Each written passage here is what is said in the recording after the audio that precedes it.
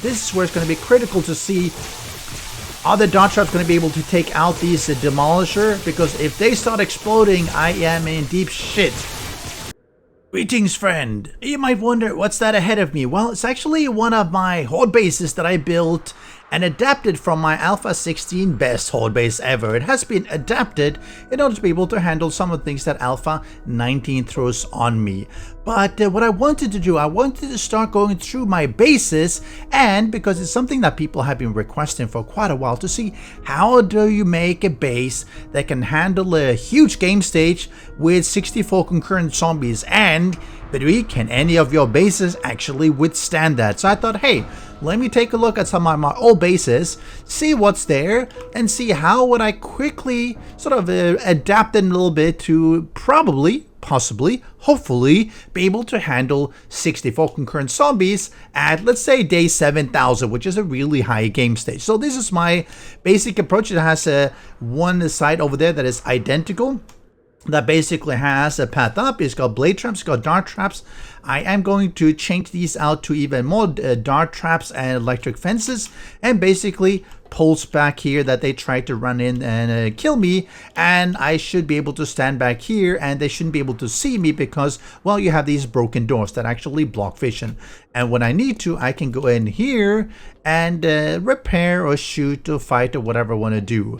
And so what I'm going to do, and you say this is the other side, which is identical, so I could actually, I believe, just close some of these doors and redirect them to the other side. Hopefully, I think. So that should give me double the durability of just about everything.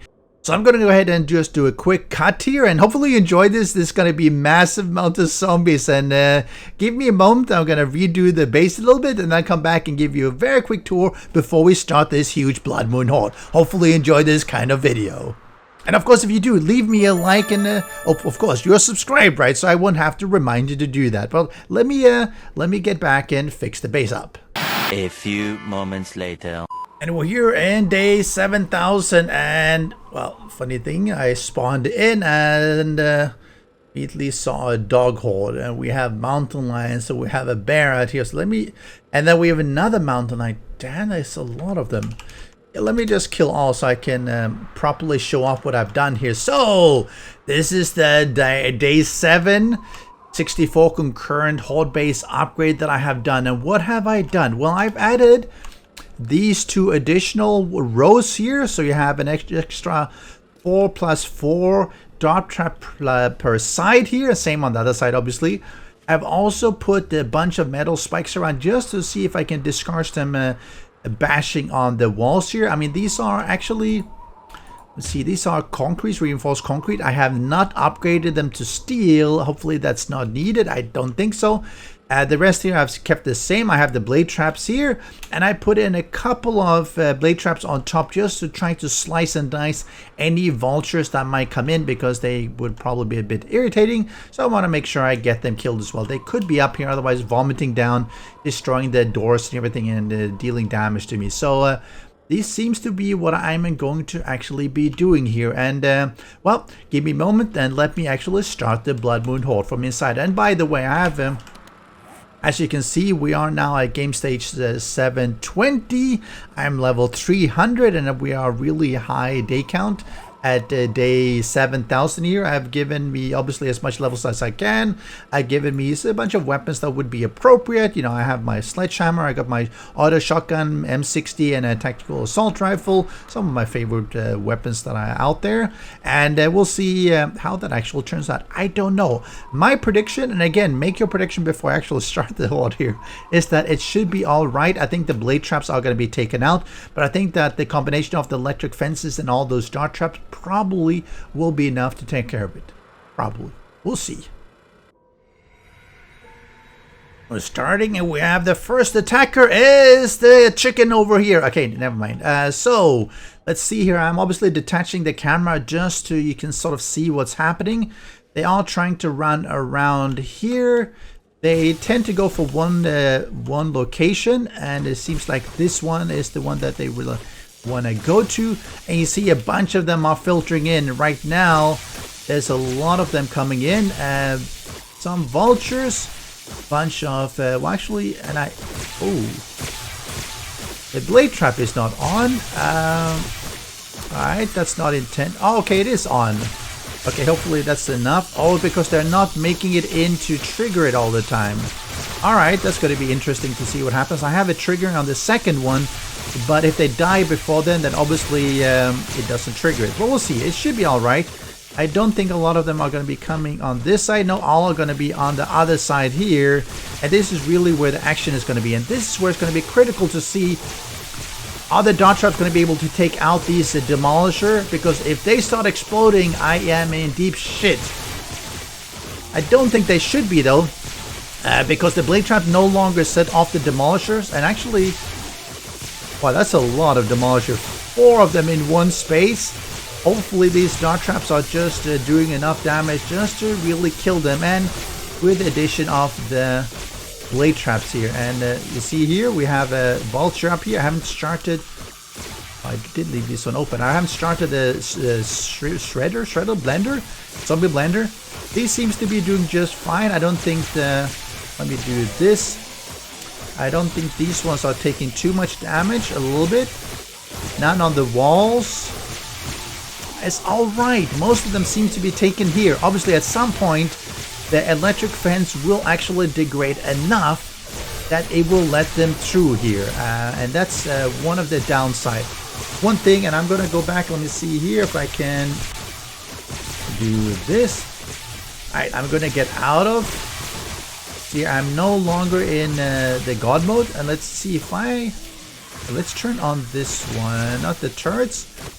Let's do not this turret, let's do this one. That should shred the ones upstairs. Alright, it's probably pretty alright. Let me see if I go and do here. These ones are the ones that take the reflected damage, which is alright so far, not too bad. Allowed me to do that. I think so far I don't really think there's much of a problem here. I can go in and do a quick repair here. Want to make sure there's no vomit. And let's see, if I close this one, will they go over to the other side? They might or might not. Now there's a lot of blade traps out there. Sorry, it's actually not a lot of blade. There's only 2 blade traps, but there's a lot of dart traps. Alright, are they going to be coming up here? Oh, okay, now some of them are starting to come here. And the reason being is that if I close the door here, it's more hit points between me and the zombies on this side, which allows me to sort of do some to direct the zombies. And I think that they probably will be splitting a little bit more now. At least some should be coming in here, which actually does help. I actually have not had to go out and do any manual fighting myself. I could. And let me close this one. Let me do this. If I go here on this side, I could come in and stand here and do some shooting. Obviously making sure that I don't trigger any of the demolishers, because that would be really, really bad. This side is seeming just fine. I mean, there's some of them. Not too bad. A little bit more now that I moved over here. Helps to spread things over. You probably will still see the bunch of them. Yeah, you see a bunch of them here, which is fine. That just helps. So now we are 90 minutes in. He jumped a little bit. He got killed. Most of them do not make it up here to the blade trap, which is actually really good. It means I have less damage on them. If I stand here too long and I get cops, they would vomit and they would deal damage there. But the occasional shot here should be fine. Let me just back out here a little bit and see how much damage this one has taken. Oh, not too bad actually. I mean, it's a little bit. It's just definitely manageable, and we are almost 2 hours in. And let me see here. They're coming from that side. They're coming from this side. Actually, so far, I'm quite pleased with this. Alright, one got killed out there, which is just what we wanted to. And they are spread out, which really does help me. Let me go out of my body experience here again. So let me see if I can do that one. This one, again, a little bit. These ones have taken just a little bit. Some of this could have been from previously as well. Most of the zombies just walk in here and they just get melted. Let's see how this one is. This one is degrading, but it's still just fine. It's losing, well, using up quite a lot of the dart traps though. Quite a lot of them, but it's mostly the one in the front, which is the one that's taking the brunt of the action here. Because most of them get stuck here on the first ones. That's where they take the damage. They block each other a little bit, and the rest coming behind just melt all these dart traps. Some occasional ones make it up all the way, and this is where the blade traps really help. I probably should have them spinning the whole time, simply because otherwise some of them might actually make it up here, and theoretically could be damaging some of the poles here. But even looking here, it's like minimal damage to the poles. You'll see it's very little. I'm not going to repair. I'm going to do that properly from inside if I need to. I just want to show how little damage these ones are taking, and there's really no damage here on the ground and minimal damage on the poles. You'll see this might be occasional bashing, but it's, oh, this one took a little bit more, but again, it's well within acceptable damage. And we're now more than 2 hours into this Blood Moon Horde. You see a little bit of damage up here. These blade traps again taking a little bit of damage, but it's just fine. There's a lot of loot out there which is not easily accessible, which obviously is always an issue with these kind of bases, where the loot is on the outside and you are on this inside. So you will be safe, but yeah, you can't actually get to it. Now, when you get the cops in here, you want to make sure they don't vomit. Standing here sort of allows me to... and what happened to him? He might be... he's killed anyway. But I think this is just... I mean, this is surprisingly seems to be super effective. And I'm going to go here and have a look again to see that we are having 64 concurrent zombies, but it looks like... actually looks like there's a lot less zombies than 64 out here. You see if I pull up the... it's spawning here. Number to spawn, obviously there's a lot of them. Max alive 217, but they do stop at 64 because that's the server setting or single player setting here. I don't think they actually end up being 64 because they actually get killed way too fast. There might be, let's say you get 10 here plus another 10 outside. I don't think I end up with more than 20. Oh, and now we had a cop explode there. Oh, and you see, this is what happens if the cop explode. He took damage, and because he's sort of protected in here, it was not enough damage to kill him. It was enough to trigger him, and he took out one of the blade traps. It's not fatal. It's one of the things that do happen when you have so many zombies in the same place, because the cops do take some damage, and then another zombie gets in between, and it no longer kills the cop, and he blows up. So there will be some damage to the side here. Again, it's manageable. It's a few hundred health points or hit points on the blocks, which is just fine. The ones, the important ones in the front are steel, so they should be... actually, are not all of them steel? I think they are. It's just the walls that are not steel. They're reinforced concrete.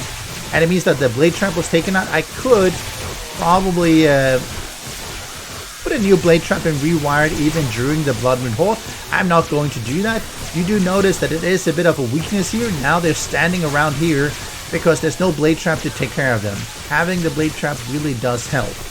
And so what can I do about that? Well, really good question. For one, I can close this one, and I could do something like this. So that should actually force most or all of the zombies to come over here. The downside though is that I no longer have, and actually I do have a blade trap. Let me see if I can let those die.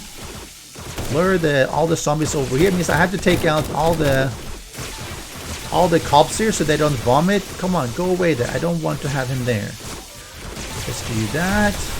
Yeah. So I'm going to come here. I can't even see where I'm going here. Come on. Come on. Oh, they're in the way.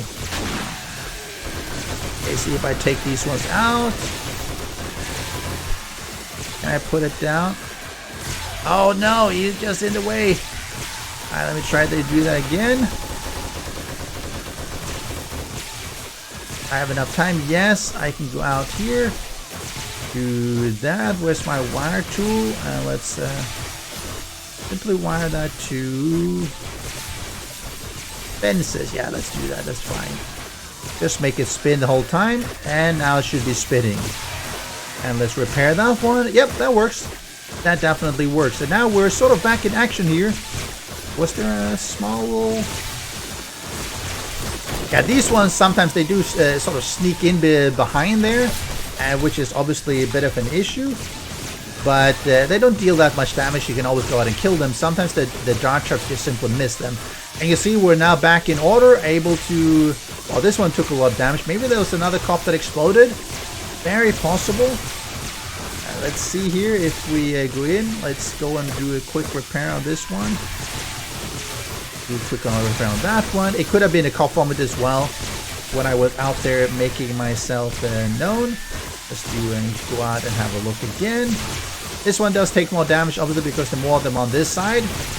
Just like we saw on the other side, they tend to come depending on... Now they're spawning here. Now, obviously, the shortest route is here.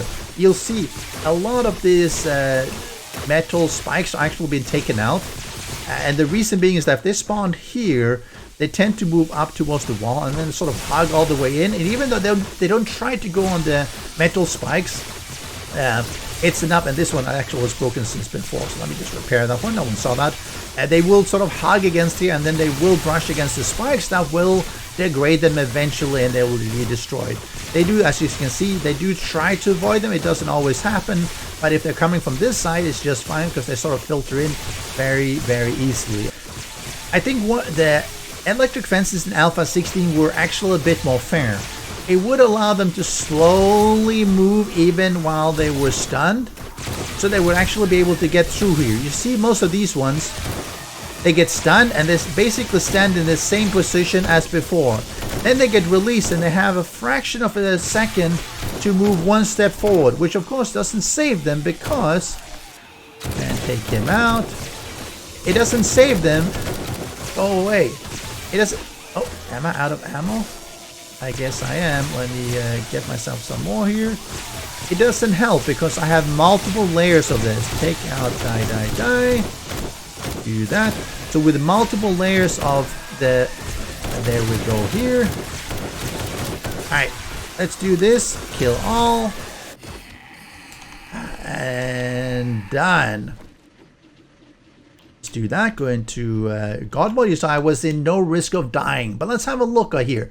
So with these multiple layers of electric fences, which are really a little bit too good. You saw there was one cop that exploded here that obviously damaged a little bit. You would have to be a lot more than one cop here. These ones do have to be repaired, sometimes replaced, which does work. As you saw, I can actually replace it even during the middle of the fight. These electric fences do have to be repaired because they do degrade. Easy to repair, fairly cheap as well. The darts actually did not... Oh, actually, I thought I would use up all the darts, at least in the front, but that never actually happened. Oh, that's really, really nice. And same on this side. Blade traps a little bit. Most of the zombies were on the other side, so this should be less damage here, less degradation. Let's see, and a lot less dart trap use as well. What I could have done if I had lost all the blade traps here, if I decided that, hey, this is a really bad place to go, I could have just made sure I closed the doors, move in here, and draw all the zombies over here. One thing I probably should have done is take out these poles here just to give me a little bit of a cubby hole to stand behind where the cops could not vomit at me. That would allow me to close this door, close the other door, and funnel most of the zombies over here. That would really help. But you see, this is the main side they're attacking at, and I did not repair these ones during the horde, I believe. But you see, this one has taken 1,000. It's steel, so it can definitely take that. These ones, 900, 550 something, 400. A little bit from the explosion, a little bit from their bashing. But you see, there's no risk of death in this kind of base. And most of this is actually not even steel. It is, and I'll show that as well, it's just reinforced concrete. So it's really, really straightforward to do. It is doubled up though, I believe. Yeah, it is doubled up just to make sure they don't go through the walls. And that really does help a little bit. But this kind of design works really, really well. And this is most of what I used to call my Alpha 16 best horde base ever. In my Alpha 16, I actually had a deep drop fall trap as well, where at the bottom of something like 80 block fall, there was like a bunch of dart traps shotgun turrets and stuff like that that would help to just take out any zombies that made it through. They actually never did. They actually never made it through the first defenses here. So the fall trap that I had turned out to be really, really pointless. And that's why I decided, hey, I don't need to do that here. If they're never going to get in there, then I don't need to make it. And my original design, I actually had it on all 4 sides. Not really needed either. And can I close that? Yeah, let's close that one. It's not really needed. 2 sides is more than enough. And actually, you could do one. Oh, the chicken is still alive. Well, he's the one. Dead chicken. KFC. And just with what we have here, I could have done 1 side. I'd like to have 2 sides just in case you get some catastrophic damage here. Then at least you can pull back to the other side just to have effectively the same setup. And if you have multiple players, you could have 1 player on this side and 1 on the other side, or 2 here or 2 there, and effectively do the same thing and get up the zombie count that way.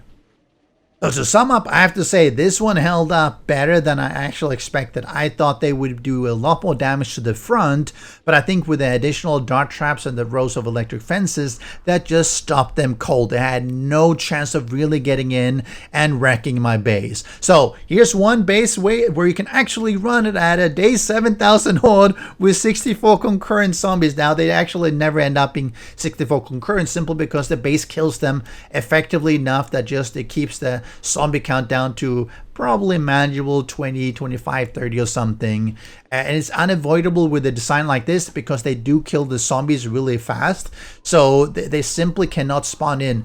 That's one thing that we have an issue on multiplayer servers where the zombies simply cannot spawn in fast enough to actually reach the zombie cap. And if you have a lot of players, that can become an issue because it can get boring. In this case, I wish the zombie spawning was twice as fast just to make sure we had a continual presence of 64 zombies, but nope, it is too effective. So what do you think? Have you tried out this type of base before?